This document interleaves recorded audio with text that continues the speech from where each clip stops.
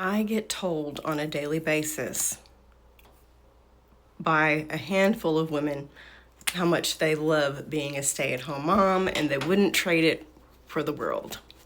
And did I ever think about the fact that they might enjoy homemaking, and that the religious ones, and that some women are called to be stay-at-home mothers? And it's kind of like, yes, Linda, I totally understand that you absolutely enjoy this and you feel like it's your purpose in life to be a stay-at-home mom. And that's totally fine. I've never said that you can't enjoy it, or that you're stupid for doing it, or that something is wrong with you, or that it might not be your mission or passion to be a stay-at-home mom. All I have ever told women, as someone who used to be a stay-at-home mom, all I have ever told women was to please, for the love of God, look out for your best interest and the best interest of your children who cannot advocate for themselves by either, if possible, before becoming a stay-at-home mom, saving money so that you're not completely penniless and depending on someone else, or find a way to have some sort of stream of income. Might be selling clothing or cleaning houses or babysitting somebody else's children in the neighborhood, working part-time one day a week, being a content creator if you have the requirements to make money on whatever platform that you choose to go to. Patriarchy has our minds as women so fucked that being told to protect yourself is something to get upset about. Listen, I love parents that stay at home. I wish we lived in a world where one or the other parent could stay home at least until that child is 5 years old and goes off to kindergarten. I think that it is beneficial to the growth and development of a child. You know, you get to be the one who raises your child during the formative years. I wish we lived in a perfect world where that could be possible and you could be given a monthly government stipend or something. I don't know how that works to be able to do that. But we don't live in a perfect world. And I have, not only have I lived it, but I have seen too many cases of women who went down the road of, you know what, I'm just going to be a stay-at-home mom with no money, no plan, and I'm just going to hope and pray that everything turns out right. I've seen that go south way too many times to tell women that it's a good idea to do that without a plan. And for the longest time, I was like, why are these women getting so mad? Why are they getting so defensive? And then finally, it dawned on me. A lot of us, I once lived this, have been just completely mind-fucked by patriarchy. That living this white picket fence dream has to happen. And there's no other option. And if you don't live this white picket fence life, then who are you as a woman? You have to let your husband be the leader, and you are the happy homemaker. But the reality is, let's just say you and your partner, y'all don't work out for whatever reason.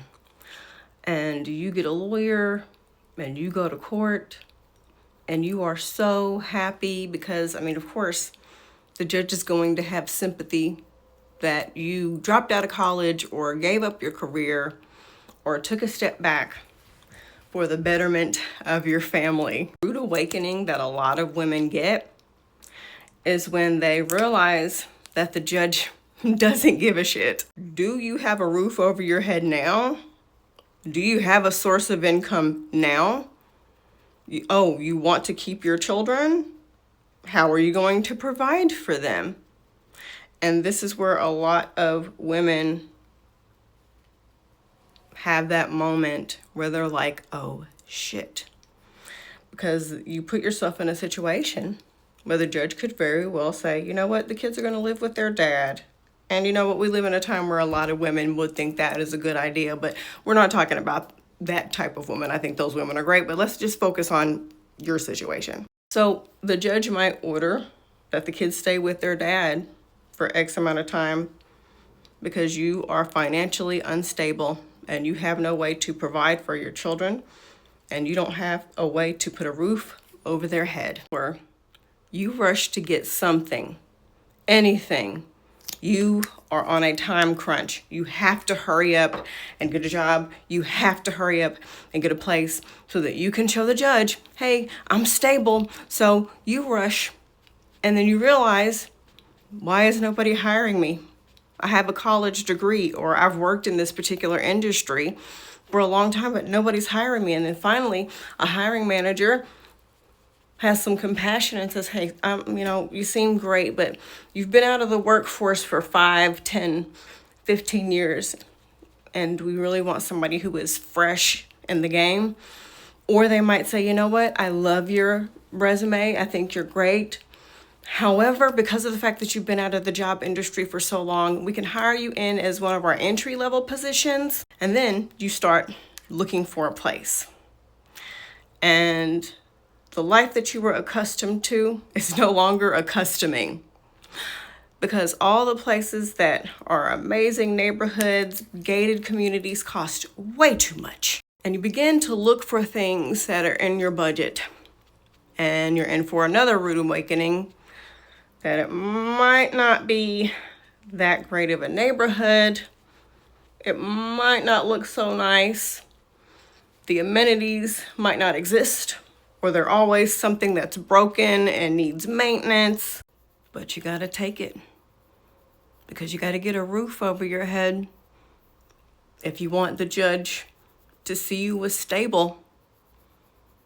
So you beg and borrow a family member or a friend, or you take out a high interest loan because you haven't really used credit in a while. So no bank, no financial institution is going to trust you with anything else.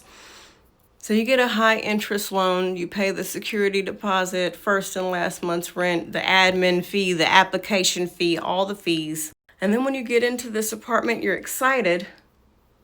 And then you're like, wait a minute, I gotta pay the light bill. I need Wi-Fi in order to take care of the things that I need to take care of. We have to eat. And I don't have a car. And then you go, you know what? Of course I'm going to get child support. So you get with your lawyer. She tells you about how much you might expect to get. You go to court. The judge is like, yes, you're going to pay child support. She tells the dad that. And every month you wait for that check to come. And it never does. And you realize he's quit his job, or he's working under the table, or committing fraud by saying he's disabled, or perhaps he's disappeared to another city, state, or country. And now it's time to start paying back that loan. And your payments are ridiculous because remember, you only qualified for a high interest loan. And now you got to figure out childcare. Because of this fucked up economy, all your friends and family work. So you can't rely on one of them to watch your kids. So you begin to look for what's available in your state. And much like the apartment, it's stuff that you really wouldn't prefer. But because of limited funds, you kind of have to go with it and do what you got to do. And we know you're a fighter. We know you're going to turn things around. We know you're going to do what you have to do. You're going to make it happen. But it's going to take about 5 years or more in order to make it happen. And during that time, you're going to have to apply for government assistance. You're going to have to borrow from friends and family. You might even have to work another job. And some nights you're going to cry because you're so frustrated. And then you're going to wish that you had just saved a little money. You're going to wish that you had listened to all the people who said, hey, cool. I love that you're going to stay home and take care of your kids. You're going to do the thing that you want to do with your family, but just in case things don't go as planned, I think it's a good idea if you save money before you leave your job, or if you find a way to have some kind of stream of income while you are at home. I know you love John and I know he's amazing, but so many things could happen.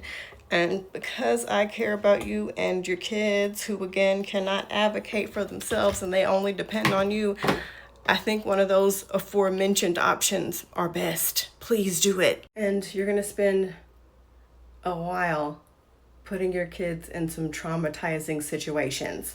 They're going to be the kid who can't afford anything at the book fair. They're going to be the kid who can't get a proper lunch because you didn't pay the lunch bill. They're going to be the kid who goes to school in clothes that are too small, that are ripped and torn because you can't afford to buy them something new. You're going to get a car so cheap that it is constantly having issues, and you're going to hemorrhage money trying to repair it. I once heard a lawyer say the road to divorce court is paved with the bodies of stay-at-home moms. So this is not a one-off. This is not something that happens every now and again. This is something that consistently happens to women. It's an unfortunate and hard lesson that a lot of women are going to have to learn.